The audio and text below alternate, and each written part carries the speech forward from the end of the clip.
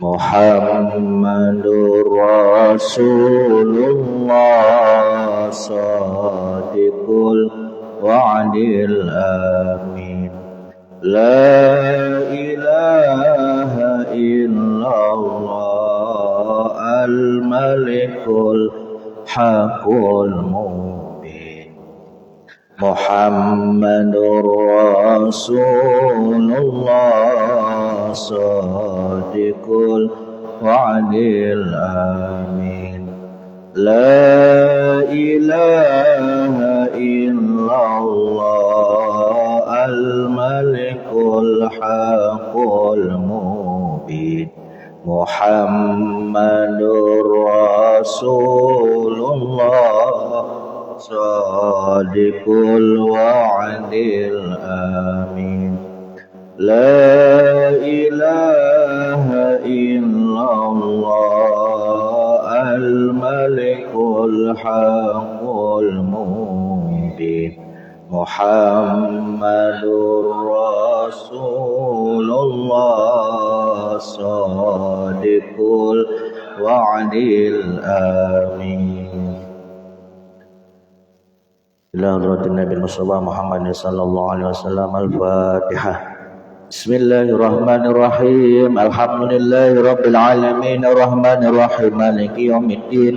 Iyyaka na'budu wa iyyaka nasta'in ihdinas siratal mustaqim siratal ladzina an'amta 'alaihim ghairil maghdubi 'alaihim waladdallin. Amin. Khususan kanjeng Sunan Ampel waliullah. Al-Fatihah.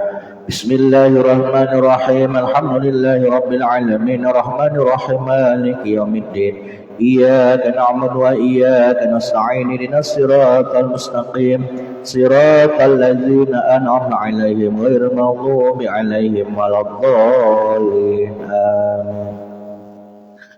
Khususan sahabat Abu Bakar, Umar, Utsman, Ali radhiyallahu anhum. Al-Fatihah. Bismillahirrahmanirrahim. Alhamdulillahi rabbil alamin arrahmanir rahim maliki yaumiddin. Iyyaka na'budu wa iyyaka nasta'in ihdinas siratal mustaqim siratal ladzina an'amta 'alaihim ghairil maghdubi 'alaihim waladdallin. Amin. Khususan Syaikhul Qadir Al-Jilani waliullah. Al-Fatihah. Bismillahirrahmanirrahim. Alhamdulillahi rabbil alamin arrahmanir rahim maliki yaumiddin. Iyyaka na'budu wa iyyaka nasta'in ihdinas siratal mustaqim siratal ladzina an'amta 'alaihim ghairil maghdubi 'alaihim waladdallin. Amin. Khususan Nabiullah Khidir alaihi salam. Al-Fatihah. Bismillahirrahmanirrahim. Alhamdulillahi rabbil alamin arrahmanir rahim maliki yaumiddin. Iyyaka na'budu wa iyyaka nasta'in ihdinas siratal mustaqim siratal ladzina an'amta 'alaihim ghairil maghdubi 'alaihim waladdallin. Amin. Khususan wali sama waliullah. Al-Fatihah. Bismillahirrahmanirrahim. Alhamdulillahi rabbil alamin arrahmanir rahim maliki yaumiddin. Iyyaka na'budu wa iyyaka nasta'in ihdinas siratal mustaqim siratal ladzina an'amta 'alaihim ghairil maghdubi 'alaihim waladdallin. Amin. Khususan Mayauda Masjid Istana Monyong Saleh Madalan Baisan rahimahumullah ta'ala. Al-Fatihah. Bismillahirrahmanirrahim. Alhamdulillahi rabbil alamin arrahmanir rahim maliki yaumiddin. Iyyaka na'budu wa iyyaka nasta'in ihdinas siratal mustaqim siratal ladzina an'amta 'alaihim ghairil maghdubi 'alaihim waladdallin. Amin. Khususan sahibul jasa istighosah ya misdalasannya bas Syekhina wa murabbi rahina Syekh Abdul Malik Hasan rahimahullah ta'ala. Al-Fatihah. Bismillahirrahmanirrahim. Alhamdulillahi rabbil alamin arrahmanir rahim maliki yaumiddin. Iyyaka na'budu wa iyyaka nasta'in ihdinas siratal mustaqim siratal ladzina an'amta 'alaihim ghairil maghdubi 'alaihim waladdallin. Amin. Bismillahirrahmanirrahim. Alhamdulillahi rabbil alamin arrahmanir rahim maliki yaumiddin. Iyyaka na'budu wa iyyaka nasta'in ihdinas siratal mustaqim siratal ladzina an'amta 'alaihim ghairil maghdubi 'alaihim waladdallin.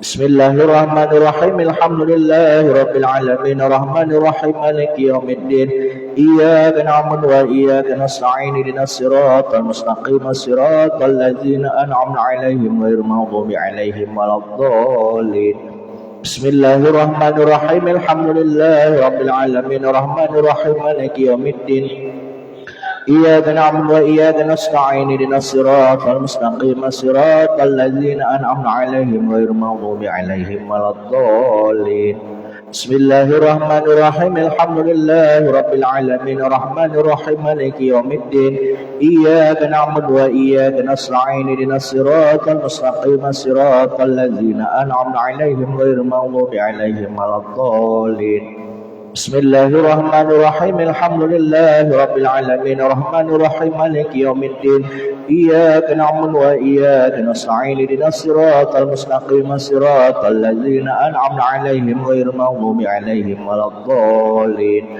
بسم الله الرحمن الرحيم الحمد لله رب العالمين الرحمن الرحيم مالك يوم الدين إياك نعبد وإياك نستعين اهدنا الصراط المستقيم صراط الذين أنعمت عليهم غير المغضوب عليهم ولا الضالين بسم الله الرحمن الرحيم الحمد لله رب العالمين الرحمن الرحيم مالك يوم الدين إياك نعبد وإياك نستعين اهدنا الصراط المستقيم صراط الذين أنعمت عليهم غير المغضوب عليهم ولا الضالين بسم الله الرحمن الرحيم الحمد لله وهو أحد الله الصمد لم يلد ولم يولد ولم يكن له كفوا أحد بسم الله الرحمن الرحيم قل هو الله أحد الله الصمد لم يلد ولم يولد ولم يكن له كفوا أحد بسم الله الرحمن الرحيم قل هو الله أحد الله الصمد لم يلد ولم يولد ولم يكن له كفوا أحد بسم الله الرحمن الرحيم قل هو الله أحد الله الصمد لم يلد ولم يولد ولم يكن له كفوا أحد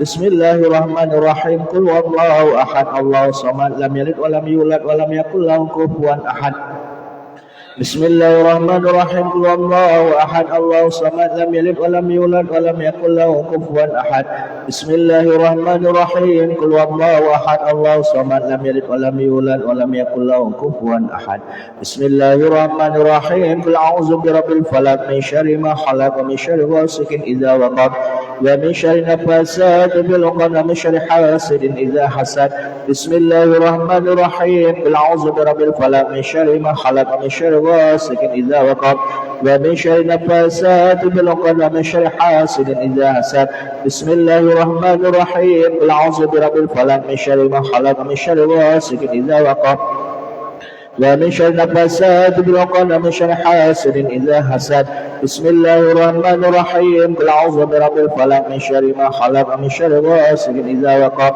ومن شر النفاثات في العقد ومن شر حاسد إذا حسد بسم الله الرحمن الرحيم قل أعوذ برب الفلق من شر ما خلق ومن شر غاسق إذا وقب ومن شر النفاثات في العقد ومن شر حاسد إذا حسد بسم الله الرحمن الرحيم قل أعوذ برب الفلق من شر ما خلق ومن شر غاسق إذا وقب ومن شر النفاثات في العقد ومن شر حاسد إذا حسد بسم الله الرحمن الرحيم قل أعوذ برب الفلق من شر ما خلق ومن شر غاسق إذا وقب ومن شر النفاثات في العقد ومن شر حاسد إذا حسد بسم الله الرحمن الرحيم قل أعوذ برب الناس مالك الناس إله الناس من شر الوسواس الخناس الذي يوسوس في صدور الناس من الجنة والناس بسم الله الرحمن الرحيم قل أعوذ برب الناس مالك الناس إله الناس من شر الوسواس الخناس الذي يوسوس في صدور الناس من الجنة والناس بسم الله الرحمن الرحيم قل أعوذ برب الناس مالك الناس إله الناس من شر الوسواس الخناس الذي يوسوس في صدور الناس من الجنة والناس بسم الله الرحمن الرحيم قل أعوذ برب الناس مالك الناس إله الناس من شر الوسواس الخناس الذي يوسوس في صدور الناس من الجنة والناس بسم الله الرحمن الرحيم قل أعوذ برب الناس مالك الناس إله الناس من شر الوسواس الخناس الذي يوسوس في صدور الناس من الجنة والناس بسم الله الرحمن الرحيم قل أعوذ برب الناس مالك الناس إله الناس من شر الوسواس الخناس الذي يوسوس في صدور الناس من الجنة والناس بسم الله الرحمن الرحيم قل أعوذ برب الناس مالك الناس إله الناس من شر الوسواس الخناس الذي يوسوس في صدور الناس من الجنة والناس لا إله إلا الله لا إله إلا الله لا إله إلا الله لا إله إلا الله إله إلا الله لا إله إلا الله لا إله إلا الله لا إله إلا الله إله إلا الله لا إله إلا الله لا إله إلا الله لا إله إلا الله لا إله إلا الله لا إله إلا الله لا إله إلا الله إله إلا الله لا إله إلا الله لا إله إلا الله لا إله إلا الله إله إلا الله لا إله إلا الله لا إله إلا الله محمد رسول الله لا إله إلا الله محمد رسول الله إله إلا الله محمد رسول الله لا إله إلا الله محمد رسول الله لا إله إلا الله محمد رسول الله إلا الله محمد رسول الله لا إله إلا الله محمد رسول الله لا إله إلا الله محمد رسول الله إله إلا الله محمد رسول الله لا إله إلا الله محمد رسول الله لا إله إلا الله محمد رسول الله لا إله إلا الله محمد حبيب الله لا إله إلا الله محمد حبيب الله إله إلا الله محمد حبيب الله لا إله إلا الله محمد حبيب الله لا إله إلا الله محمد حبيب الله إله إلا الله محمد حبيب الله لا إله إلا الله محمد حبيب الله لا إله إلا الله محمد حبيب الله إله إلا الله محمد حبيب الله لا إله إلا الله محمد حبيب الله لا إله إلا الله حبيب الله يا الله أستغفر الله يا الله أستغفر الله يا الله أستغفر الله يا الله أستغفر الله يا الله أستغفر الله يا الله أستغفر الله يا الله أستغفر الله يا الله أستغفر الله يا الله أستغفر الله يا الله أستغفر الله يا الله أستغفر الله يا الله سبحان الله الله يا الله سبحان الله يا الله سبحان الله يا الله سبحان الله يا الله سبحان الله يا الله سبحان الله الله سبحان الله يا الله سبحان الله يا الله سبحان الله يا الله سبحان الله يا الله يا محمد يا الله يا محمد محمد يا الله يا محمد يا الله يا محمد يا الله يا محمد يا الله يا محمد يا الله يا محمد يا الله يا محمد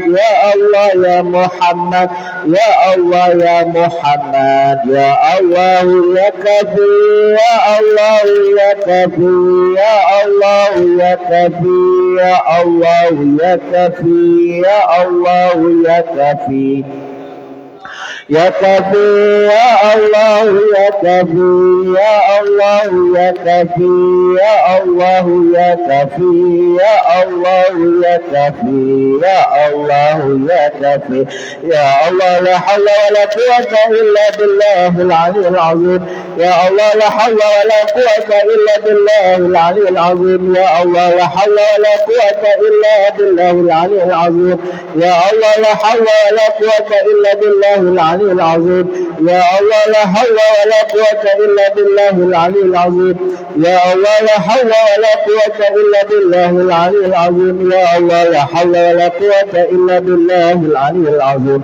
يا الله لا حول ولا قوة إلا بالله العلي العظيم يا الله لا حول ولا قوة إلا بالله العلي العظيم يا الله لا حول ولا قوة إلا بالله العلي العظيم يا الله لا حول ولا قوة إلا بالله العلي العظيم بسم الله الرحمن الرحيم يا قوي يا عزيز يا عليم يا قدير يا سميع يا بصير الرحمن الرحيم يا قوي يا عزيز يا عليم يا قدير يا سميع يا بصير بسم الله الرحمن الرحيم يا قوي يا عزيز يا عليم يا قدير يا سميع يا بصير بسم الله الرحمن الرحيم يا قوي يا عزيز يا عليم يا قدير يا سميع يا بصير بسم الله الرحمن الرحيم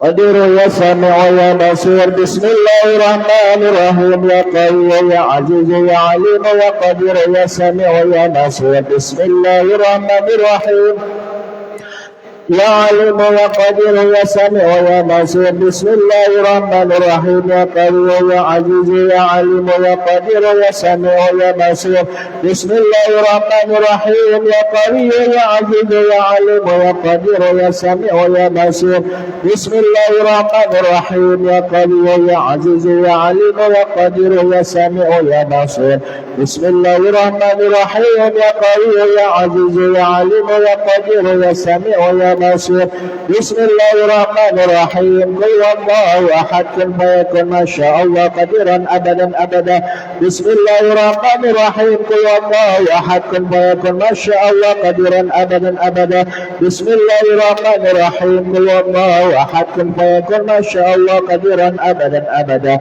بسم الله الرحمن الرحيم قل والله احد كن فيكن ما شاء الله قديرا ابدا ابدا بسم الله الرحمن الرحيم قل والله احد كن فيكن ما شاء الله قديرا ابدا ابدا بسم الله الرحمن الرحيم قل والله احد كن فيكن ما شاء الله قديرا ابدا ابدا بسم الله الرحمن الرحيم قل والله احد كن فيكن ما شاء الله قديرا ابدا ابدا بسم الله الرحمن الرحيم قل والله احد كن فيكن ما شاء الله قديرا ابدا ابدا بسم الله الرحمن الرحيم قل والله احد كن فيكن ما شاء الله قديرا ابدا ابدا بسم الله الرحمن الرحيم قل فيكن ما شاء الله قديرا ابدا ابدا بسم الله الرحمن الرحيم قل والله احد كن فيكن ما شاء الله قديرا ابدا ابدا اللهم صل على محمد اللهم صل على محمد اللهم صل على محمد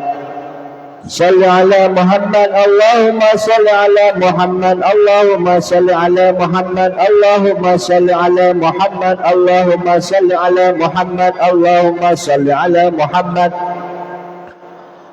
اللهم صل على محمد لا إله إلا الله لا إله إلا الله لا إله إلا الله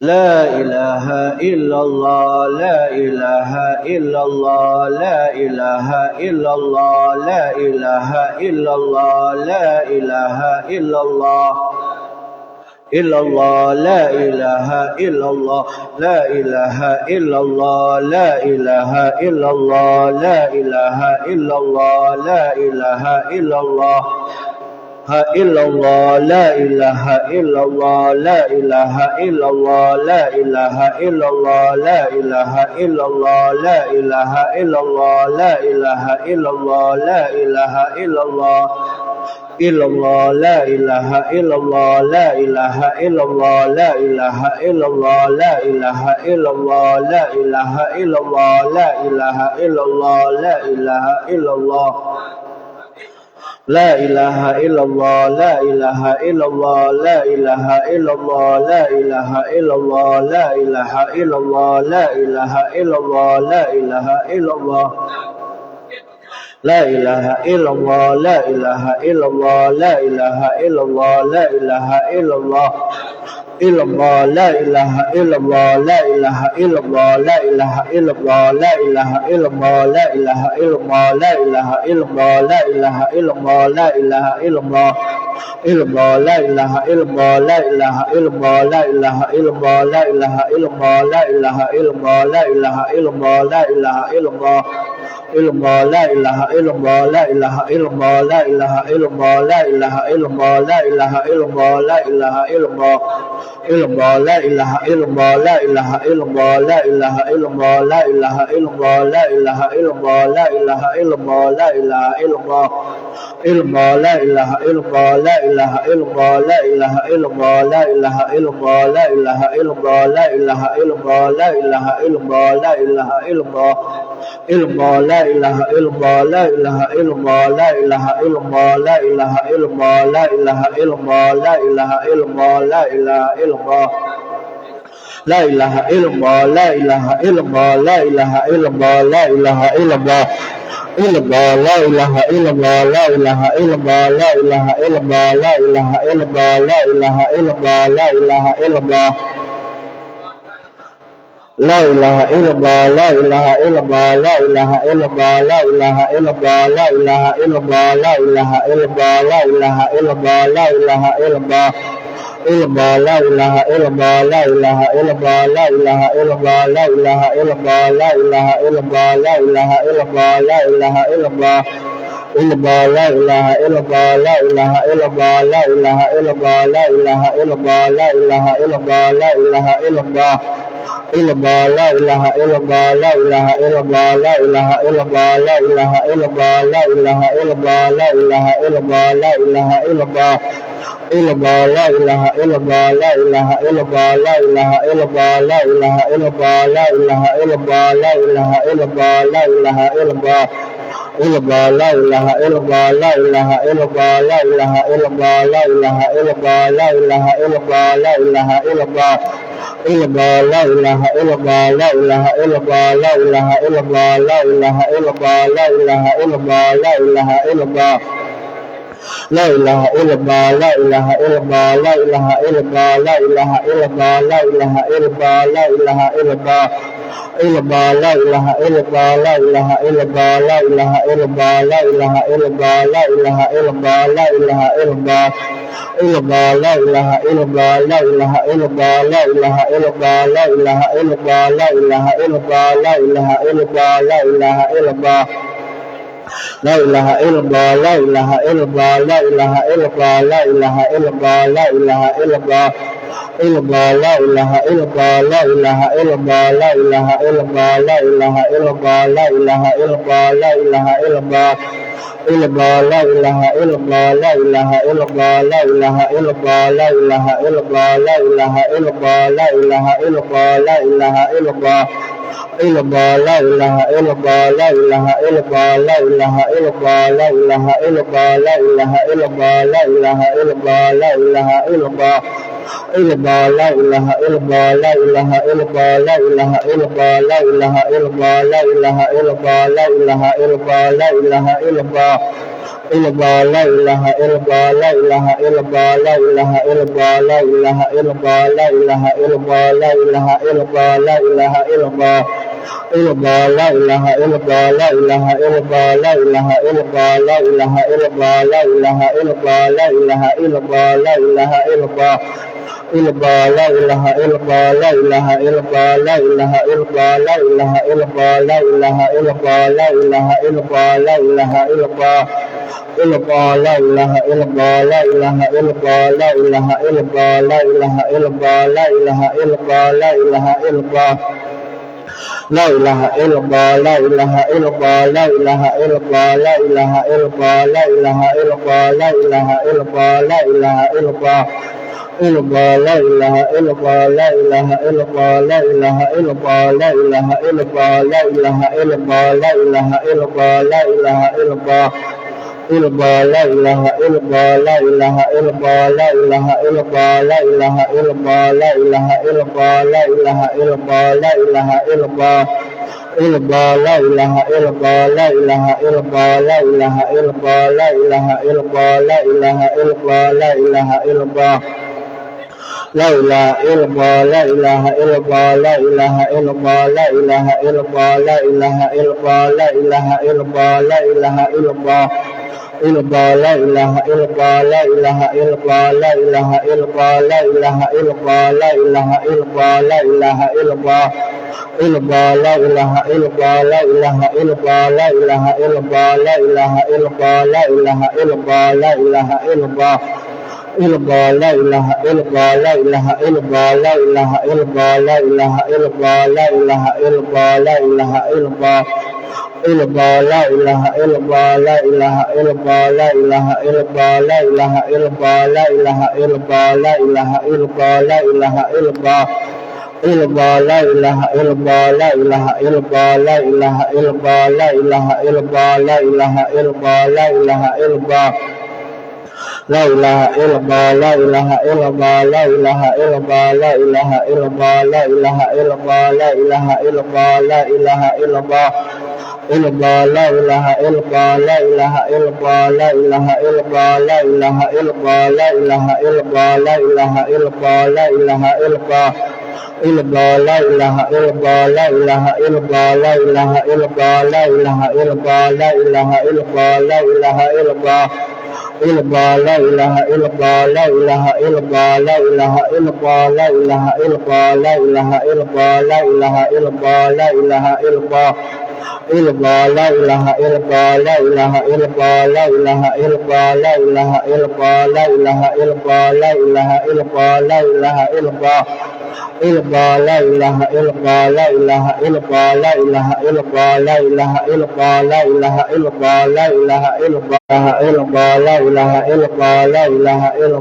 la ilaha illallah illallah la ilaha illallah la ilaha illallah la ilaha illallah la ilaha illallah la ilaha illallah la ilaha illallah la ilaha illallah illallah la ilaha illallah la ilaha illallah la ilaha illallah la ilaha illallah la ilaha illallah la ilaha illallah illallah la ilaha illallah la ilaha illallah la ilaha illallah la ilaha illallah la ilaha illallah la ilaha illallah la ilaha illallah la ilaha illallah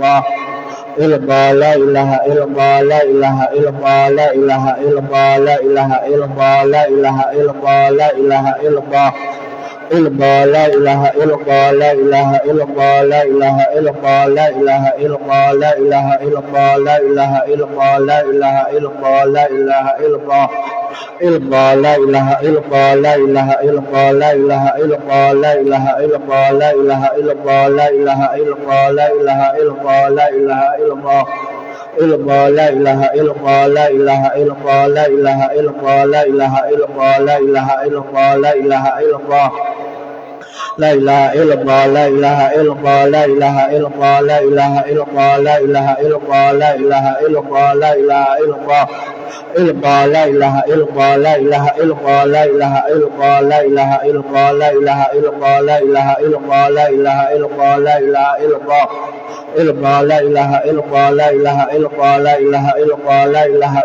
la ilaha illallah la ilaha illallah la ilaha illallah illallah la ilaha illallah la ilaha illallah la ilaha illallah la ilaha illallah la ilaha illallah la ilaha illallah la ilaha illallah la ilaha illallah illallah la ilaha illallah la ilaha illallah la ilaha illallah la ilaha illallah la ilaha illallah la ilaha illallah la ilaha illallah la ilaha illallah illallah la la ilaha illallah, la ilaha illallah, la ilaha illallah, la ilaha illallah, la ilaha illallah, la ilaha illallah, illallah, la ilaha illallah, la ilaha illallah, la ilaha illallah, la ilaha illallah, la ilaha illallah, la ilaha illallah, la ilaha illallah, la ilaha illallah.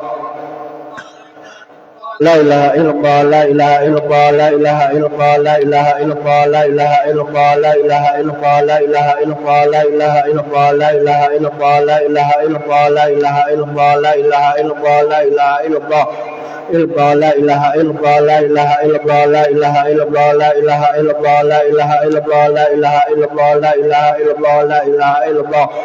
Illallah, la ilaha illallah, la ilaha illallah, la ilaha illallah, la ilaha illallah, la ilaha illallah, la ilaha illallah, la ilaha illallah, la ilaha illallah.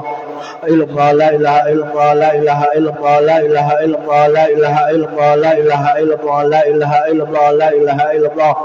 Illallah, la ilaha illallah, la ilaha illallah, la ilaha illallah, la ilaha illallah, la ilaha illallah, la ilaha illallah, la ilaha illallah. Illallah, la ilaha illallah, la ilaha illallah, la ilaha illallah, la ilaha illallah, la ilaha illallah, la ilaha illallah, la ilaha illallah. Illallah, la ilaha illallah, la ilaha illallah, la ilaha illallah, la ilaha illallah, la ilaha illallah, la ilaha illallah, la ilaha illallah, la ilaha illallah. Illallah, la ilaha illallah, la ilaha illallah, la ilaha illallah, la ilaha illallah, la ilaha illallah, la ilaha illallah. Illallah, la ilaha illallah, la ilaha illallah, la ilaha illallah, la ilaha illallah, la ilaha illallah. Illallah, la ilaha illallah, la ilaha illallah, la ilaha illallah, la ilaha illallah, la ilaha illallah, la ilaha illallah, la ilaha illallah. Illallah, la ilaha illallah, la ilaha illallah, la ilaha illallah, la ilaha illallah, la ilaha illallah, la ilaha illallah. La ilaha illallah, la ilaha illallah, la ilaha illallah, la ilaha illallah. Allahumma salli ala Sayyidina Muhammad wa ala ali Sayyidina Muhammad wa sallim.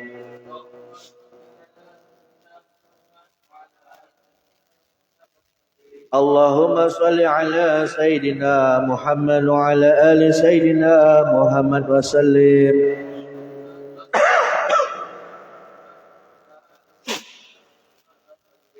Allahumma salli ala Sayyidina Muhammad wa ala ali Sayyidina Muhammad wa sallim.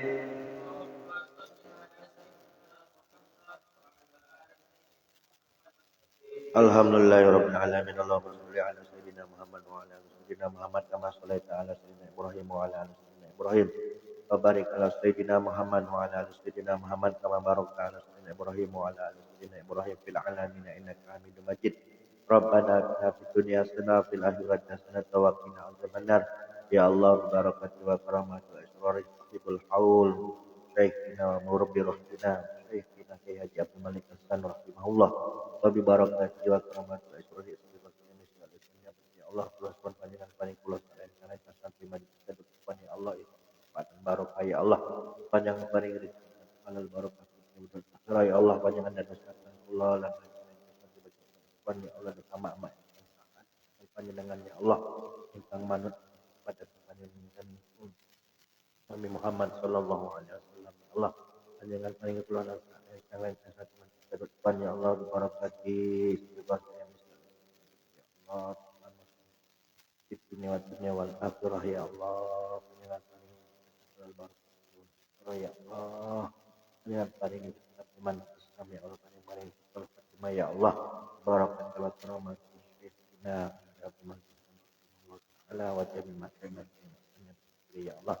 Rabbana taqabbal minna innaka antal alimul hakim. Ibrahim Rabbana atina fid dunya hasanah wa fil akhirati hasanah wa qina adzabannar. Wa sallallahu ala sayyidina Muhammad wa ala alihi wasallam.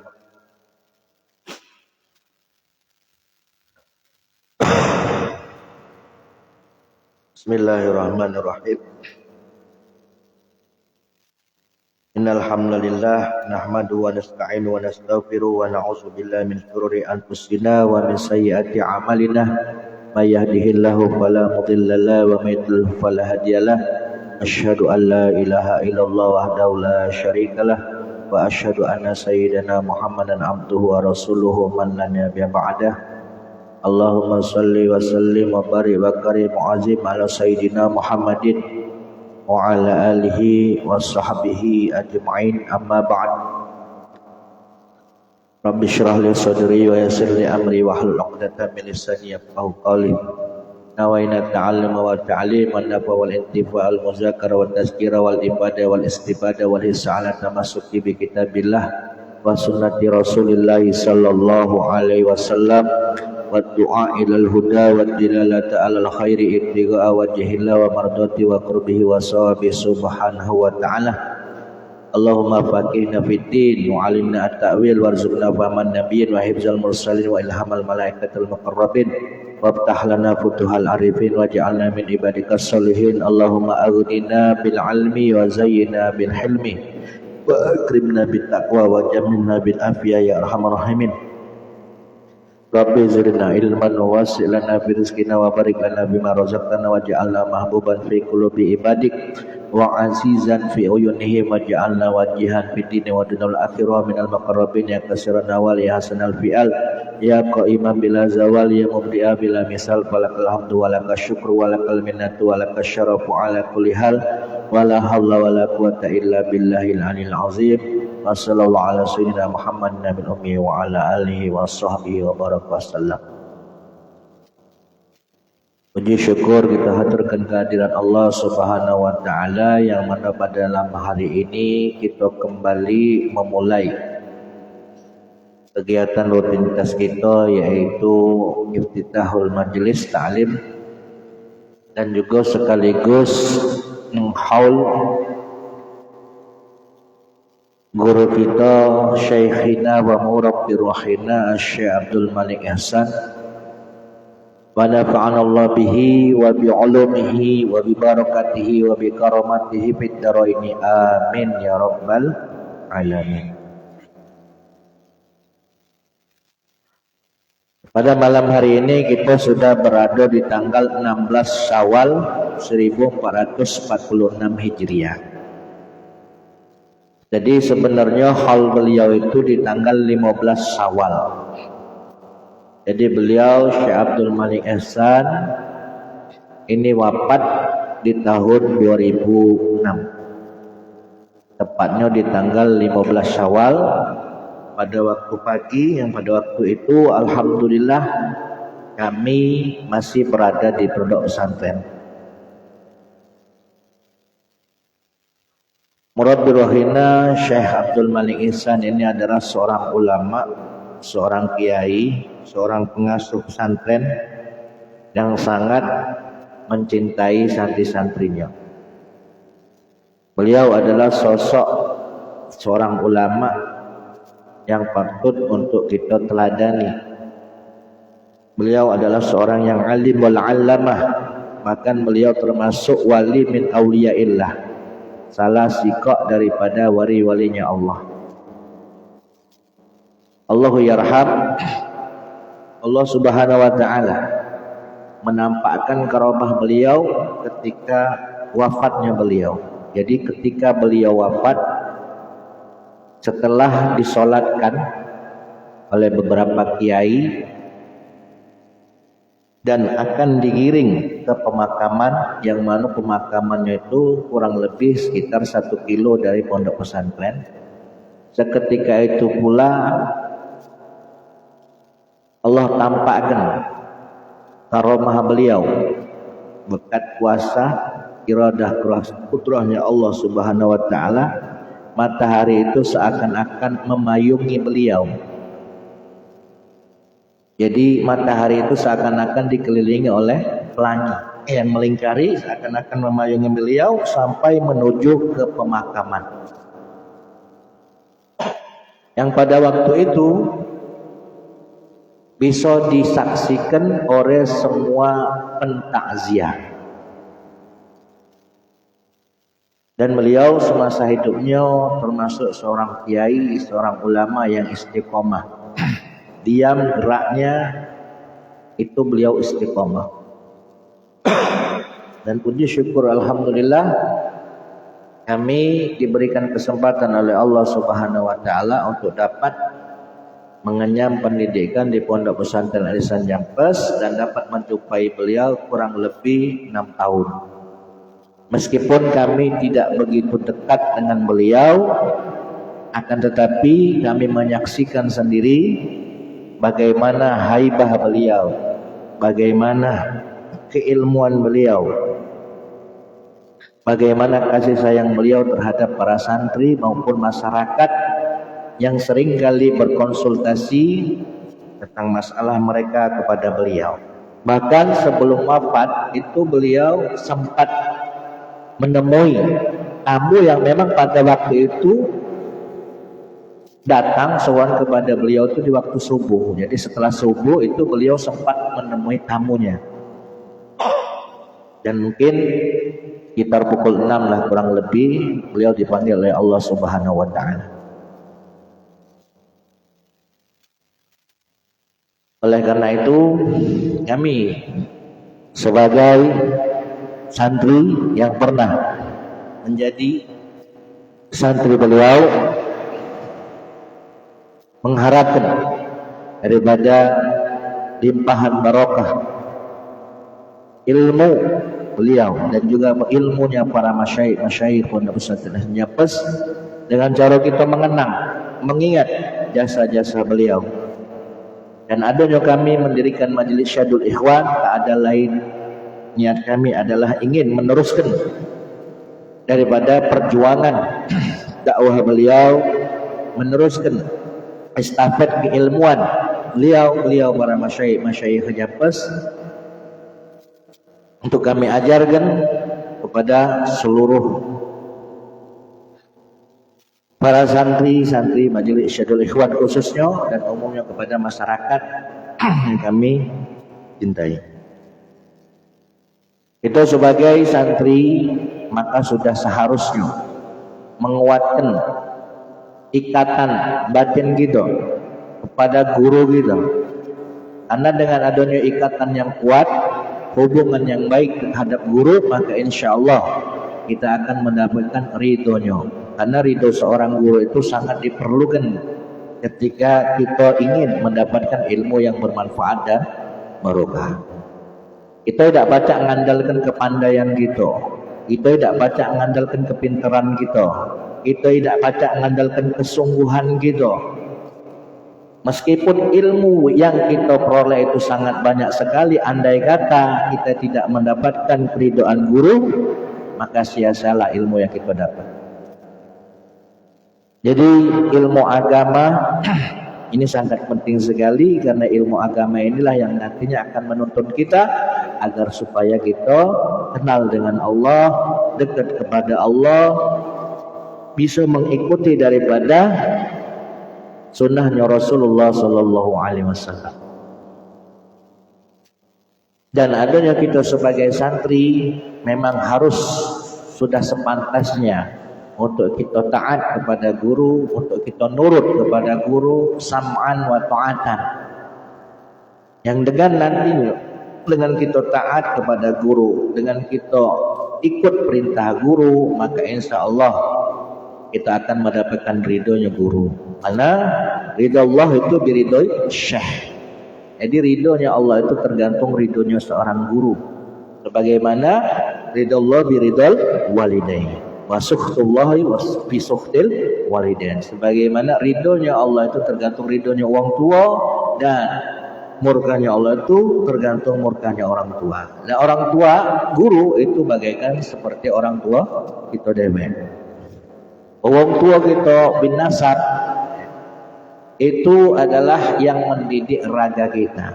Ada tuh orang tua bisabab.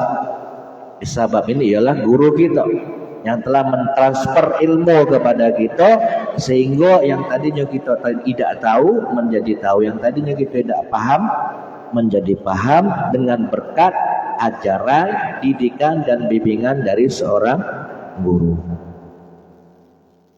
Dan pentingnya kita mempelajari ilmu agama ini tak lain tak bukan adalah supaya agar kita bisa mengenal Allah, bisa taat kepada Allah, bisa mendekatkan diri kita kepada Allah, dan bisa mengikuti apa yang telah diajarkan oleh Rasulullah Sallallahu Alaihi Wasallam. Dan pentingnya keberadaan guru ini, kenapa ilmu ini tidak dapat kita pelajari kecuali dengan cara berguru. Sebagaimana yang dikatakan oleh Sayyid Muhammad bin Ali, Sayyid yang pernah dikatakan oleh Sayyid Muhammad bin Alwi Al-Maliki Al-Hasani, yang ada fotonya di beliau, ya, yang baju hitam. Beliau katakan apa? Sabatul ilmi bil muzakarah. Melekatnya ilmu yaitu dengan cara kita belajar kepada seorang guru. Wa barakatuhu bil khidmah. Adapun berkahnya ilmu yaitu dengan cara kita khidmah, mengabdi kepada sang guru. Kalau bila mana sang guru memerintahkan seperti ini, maka kita harus nurut. Apabila sang guru menasihati seperti ini, maka kita indahkan nasihatnya. Lalu kemudian apa kata beliau? Wa naf'uhu biridho syekh. Sementara kemanfaatan ilmu dapat kita peroleh dengan cara apa? Kita mendapatkan ridho daripada sang guru. Jadi ridho guru ini sangat penting sekali. Dan ilmu yang bermanfaat itu ilmu yang cak mano, ilmu yang diamalkan. Kenapa? Sebanyak apapun ilmu yang kita miliki, setinggi apapun ilmu yang kita miliki, kalau tidak ada pengamalannya, ya, maka tiada berguna. Dan selain manfaatnya ilmu, kita juga harus mendapatkan keberkahan daripada ilmu. Keberkahan ilmu kita dapat dengan cara kita memperoleh ridho daripada sang guru. Kita mendapatkan ridho Allah, perantaranya kita mendapatkan ridho sang guru. Kalau seandainya guru tidak ridho kepada kita, maka kita sulit untuk mendapatkan ridho Allah Subhanahu wa taala. Dan ketika kita thalabul ilmi, ketika kita menjadi santri, maka bersungguh-sungguhlah, niatlah benar-benar mengharap ridho Allah ketika kita menuntut ilmu. Jangan sampai niat kita untuk kepentingan duniawi. Apa kata baginda Nabi Muhammad SAW? May yuridillah bi khairan yufaqihu fiddin. Barang siapa yang Allah kehendaki kebaikan baginya, maka Allah akan memberikan pemahaman untuknya dalam urusan agama.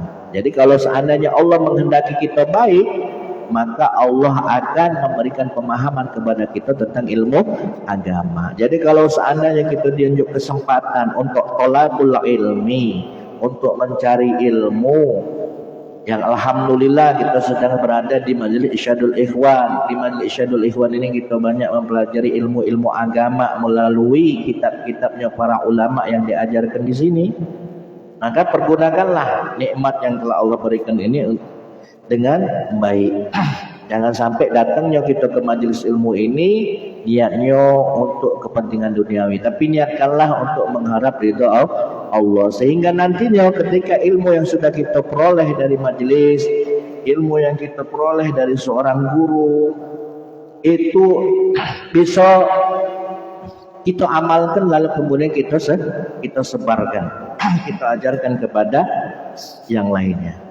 Yang dengannya nantinya kita akan mendapatkan manfaat dan keberkahan ilmu itu sendiri. Dan memang di saat mencari ilmu luar biasa tantangan, kesulitan yang bakal kita hadapi. Bahkan memang seharusnya ketika kita menjadi seorang thalabul ilmi, ketika kita menjadi seorang santri, kita harus merendahkan diri kita kepada sang guru. Apa kata Sayyidina Abbas? Abdullah bin Abbas, beliau mengatakan cak ini, zaliltu taliban fa'aziztu matluban. Dahulu ketika aku mencari ilmu, ya, diriku rendah, diriku hina. Maka pada saat ini fa'aziztu matluban, maka pada saat ini aku mulia. Karena apa? Orang-orang datang mencari ilmu kepadaku. Jadi ketika di saat menjadi santri dirinya hina, tapi ketika dia menjadi seorang guru, ya, menjadi seorang pengajar, menjadi seorang pembimbing, maka dirinya dia jadi mulia. Karena apa? Allah memuliakan dia dengan ilmu. Man lam yakun rihla lam yakun ruhla. Barang siapa yang tidak kaki perjalanan untuk talabul ilmi, lam yakun ruhla, maka tidak akan ada yang datang kepadanya untuk menimba ilmu. Nah, ini yang dikatakan oleh Abdullah bin Abbas radhiyallahu anhu. Jadi kita harus punya prinsip mazil taliban. Selamanya kita adalah seorang santri yang haus akan ilmu, yang selalu senantiasa bersemangat untuk menuntut ilmu. Jangan sampai kita sudah merasa cukup dengan apa yang sudah kita ketahui. Karena kalau seandainya kita ngerasa cukup dengan apa yang sudah kita ketahui, ngerasa bahwasanya ilmu kita sudah banyak, sudah keliling majelis 2-3 tahun, tahu-tahu di kampung dianggap sebagai ustadz, tidak lagi aku jadi ustadz, tidak lagi. Nah, di saat itulah kebodohan mulai datang. Maka sebaiknya kita harus punya prinsip selamanya kita adalah seorang santri yang haus akan ilmu. Penting untuk kita mempunyai himmah aliyah, semangat yang tinggi di dalam menuntut ilmu. Dan setelah kita bisa menuntut ilmu, maka kita pun harus berusaha, berupaya untuk sedikit demi sedikit, alon-alon asa kelakon mengamalkan daripada ilmu yang sudah kita pelajari. Kenapa? Ilmu dan amal ini sangat penting. Ibaratnya ilmu itu ibarat pohon, sementara amal itu ibarat buahnya. Karena ilmu tanpa amal, tidak kate hasil. Tapi kalau seandainya beramal tanpa ilmu, sia-sia. Sebagaimana yang dikatakan oleh Syekh Ibn Ruslan di dalam matan zubatnya,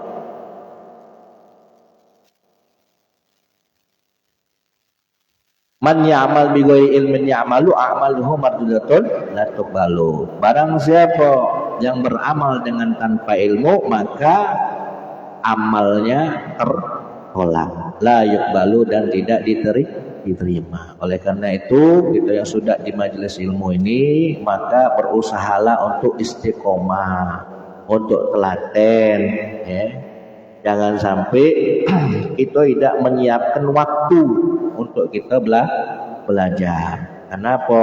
Seiring sejalan waktu demi waktu, dak urung kita ni kalah dengan umur tuh. Kalau seandainya sudah datang masanya, sudah datang ajal, andai kata waktu yang 24 jam ini hanya kita pergunakan untuk kepentingan duniawi saja, maka nantinya kita akan disoal, dimintai pertanggungjawaban atas waktu yang telah Allah unjuk dengan kita. Nah, kalau kita sudah diunjuk kenikmatan berupa kesempatan untuk kita talabul ilmi di majelis ilmu, maka pergunakanlah sebaik-baiknya. Bagaimanapun juga orang yang menuntut ilmu, orang yang berilmu itu lebih baik, orang yang berilmu meskipun dia tidak beramal, itu lebih baik ketimbang wong yang ndak kati ilmu lan ndak kati amal. Tapi itu jangan dijadikan prinsip. Tetap mau tak mau kita harus berupaya dan berusaha makmano caranya agar supaya ilmu yang sudah kita peroleh itu kita amalkan. Dengan kita mengamalkan ilmu yang sudah kita pelajari, sama halnya kita juga telah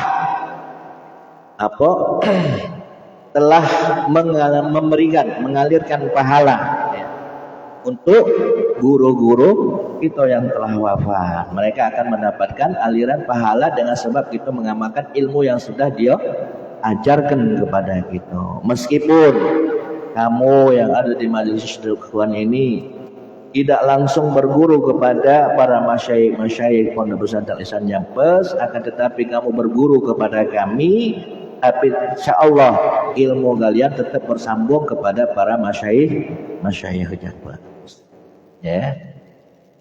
Karena kami memperoleh ilmu itu dari para masyayikh al-Ihsan. Dan tentunya dengan adanya kita mengenang beliau Syekh Abdul Malik Ihsan, ini adalah bentuk adab, bentuk tata krama kita, bentuk kita mentakzimkan ilmu. dengan kita mengingat guru-guru kita, dengan kita mengenang guru-guru kita, itu sama halnya kita beradab kepada sang guru. Dengan kita beradab nantinya, maka kita pun akan mendapatkan ilmu yang bermanfaat dan juga barokah. Berarti kita mendapatkan restu dan ridhonya. Karena kalau seandainya kita tidak mendapatkan ridho sang guru, apa kata Sayyid Abdullah bin Alwi Al-Haddad, wa abdarru syai'in alal muridi, yang paling berbahaya bagi seorang murid, taghayyuru qalbi syaikhihi alaihi, yaitu berubahnya hati seorang guru terhadap dirinya. Yang awalnya gurunya senang dengan dia, lalu kemudian benci. Yang awalnya gurunya tadi peduli, memperhatikan dia, lalu kemudian mengabaikannya. Yang awalnya gurunya ridho, lalu kemudian murka. Walau ijtama'a ala islahihi ba'da zalik, kalau seandainya berkumpul untuk memperbaiki keadaan si murid tadi, ba'da zalik, setelah sang guru tadi tidak ridho, siapa yang berkumpul? Masyayikhul masyriq wal maghrib, para guru, semua guru yang berada di timur dan barat, lam yastati'u, maka semua guru yang ada di timur dan barat ini tidak akan mampu untuk memperbaiki keadaannya, illa ayyardu anhu syaikhuhu, melainkan bila mana sang guru ridho terhadap dirinya. Nah, jadi penting kita mengadakan ikatan yang baik, hubungan yang baik terhadap guru, meskipun guru kita sudah wafat. Apalagi kalau kelasnya adalah seorang wali, dia guru plus ada predikat wali. Wali itu berarti kekasih Allah, orang yang betul-betul arif billah, dekat dengan Allah Subhanahu wa taala. Kalau seandainya kita dekat, kita kenal, kita adakan hubungan baik kita terhadap guru kita sambung ya, ilmu beliau dengan cara kita mengamalkannya, lalu kemudian kita ajarkan khususnya kepada keluarga kita, umumnya kepada masyarakat kita, maka insya Allah bibarakatihi wa yahsulu bibarakatihi anwarun wa fuyudatun, limpahan cahaya dan aliran anugerah rahmat dari Allah Subhanahu wa taala akan terus tercurahkan kepada kita yang belajar dan berkhidmat kepada guru. Jadi jangan sampai kita yang sudah belajar ini mengecewakan, bahasa gitu ini nyuga aku. Nah ini jangan sampai. Ya, bahkan kata Sayyid Muhammad ya bin Alwi Al-Maliki Al-Hasani, beliau mengatakan apa? Abghadu minat talibi allazi la yahtarim ustazahu, aku murka terhadap seorang santri yang tidak menghormati gurunya, walau kana al ustad sahiba, meskipun gurunya ini tadi adalah kawannya dewe. Meskipun gurunya tadi kawannya dewe. Beliau mengatakan seperti itu. Aku nggak suka, aku benci dengan seorang santri yang bila mana santri ini tadi nanda menghormati guru, nanda takzim kepada gurunya, meskipun gurunya ini tadi masih kawannya dewe. Nah terlebih lagi kalau seandainya guru ini tadi memang guru begitu nih, mempunyai nasab yang bagus, ilmunya memang mumpuni, ya. Nah kok kita mengecewakannya, nah ini bahaya. Ya, apalagi sampai ngecik ke sang guru. Nah ini bahaya. Mak mana kita nak mendapatkan ilmu yang manfaat dan barokah. Jadi penting sekali keberadaan guru itu, dengan caranya kita ta'zim dan salah siko ijazah beliau yang alhamdulillah kalau kita rutinkan di setiap bulannya 2 kali ya misda al-isanya yang telah beliau ijazahkan, maka insya Allah ada ikatan batin yang kuat antara kita dengan beliau dan antara kita dengan para masyayikh plus antara kita dengan guru-guru beliau, dengan aulia as-salihin. Itu sangat penting sekali. Jangan sampai kita belajar ini hanya sebatas mempelajari yang luar baik, syariat baik, tapi harus lebih ke dalam lagi. Syariat harus kita dampingi dengan ilmu tarekat, dalam arti kita dampingi dengan ilmu tasawuf. Jangan sampai kita ini hanya paham dengan ilmu zahir tapi kita tidak paham dengan ilmu batin. Dan alhamdulillah di Pondok Pesantren Asjampes ini termasuk pondok yang lebih mendalami ilmu tasawuf, bukan hanya mempelajari ilmu syariat tapi juga mempelajari ilmu tarekat, ilmu tasawuf. Ya, meskipun kita tidak mengikuti satu thariqah yang mu'tabarah, akan tetapi dengan adanya kita mempelajari kitab-kitab para ulama, itu sudah termasuk kita sudah berthariqah. Jadi thariqah itu tidak harus mengikuti satu thariqah yang mu'tabarah. Dengan kita mempelajari kitab-kitabnya ulama, itu sama saja halnya kita sudah berthariqah. Sebagaimana yang dikatakan Mbah Yai Jazuli Usman.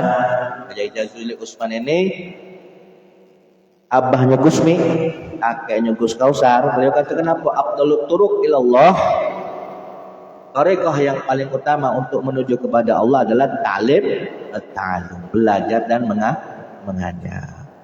Jadi penting sekali belajar ilmu, penting sekali mengajarkan ilmu. Ini sangat penting sekali untuk kita bisa mendapatkan kebahagiaan baik di dunia maupun di akhirat. Ya. Oleh karena itu kami berharap pada semua santri-santri Majelis Irsyadul Ikhwan, berusahalah, berupayalah ya untuk telaten, untuk istiqomah duduk di majelismu. Apa yang sudah kita pelajari, maka usahakan sedikit demi sedikit untuk kita amalkan. Jangan sampai bertambah ilmu, akan tetapi kita malah semakin jauh dari petunjuk. Apa kata baginda Nabi Muhammad?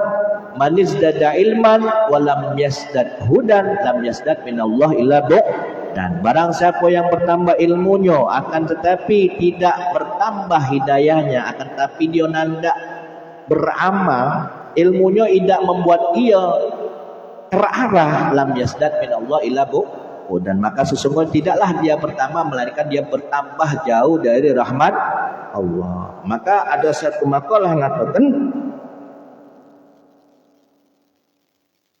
la khaira, tidak ada nilai kebaikannya.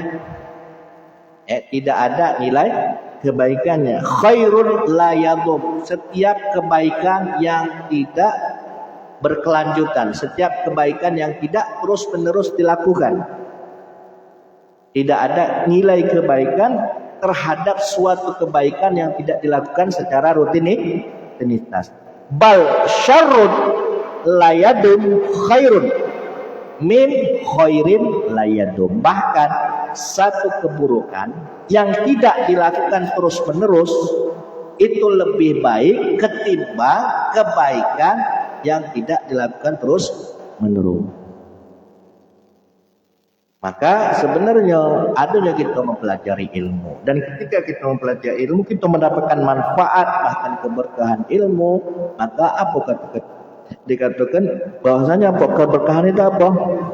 Ziyadatul khair, kebaikan yang selalu terus-menerus bertambah. Jadi intinya ketika kita mendapatkan ilmu yang bermanfaat dan barokah, maka kebaikan-kebaikan yang ada di dalam diri kita ini akan terus bertambah. Baik soal harta, keluarga, akhlak, ya, maupun semua urusan. Itu adalah barokah, ziyadatul khair. Jadi kebaikan dalam segala aspek yang terus-menerus bertambah. Ini saja yang bisa kami sampaikan. Semoga kita semua santri Majelis Irsyadul Ikhwan ini termasuk santri-santri yang kelak nantinya akan diakui oleh beliau Syekh Abdul Malik Ihsan sebagai santri-santrinya beliau. Kita semua yang menjadi santri-santri Majelis Ikhwan ini bisa mengamalkan daripada ilmu-ilmu yang telah kita pelajari sehingga ilmu kita bermanfaat dan juga barokah baik di dunia maupun akhirat. Allah alam. Ya Rabbana